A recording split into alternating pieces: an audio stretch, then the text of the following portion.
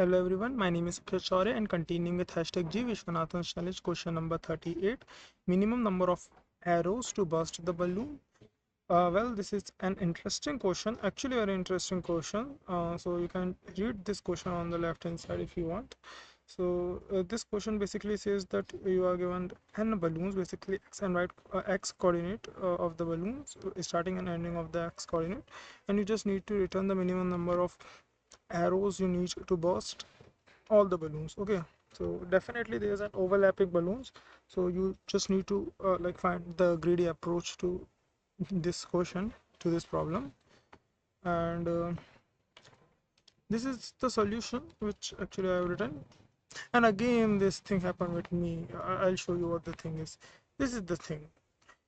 Yeah, after writing a few codes in Java, I realized that in Java, what sort of function and what sort of method you use to sort, find, compare actually affects the space and time complexity, which basically means if your approach is correct but still you are getting very less, now you are getting a lot time because you have not used the correct thing. For example, in this, time complexity is very bad, but approach is exactly the same. Everything is same. Just I've used comparator.compare int, which I thought should be the optimal, but instead in this, after seeing like some other solution, same answer. Just I have used a comma b integer.compare this, and just see how much time complexity is improved.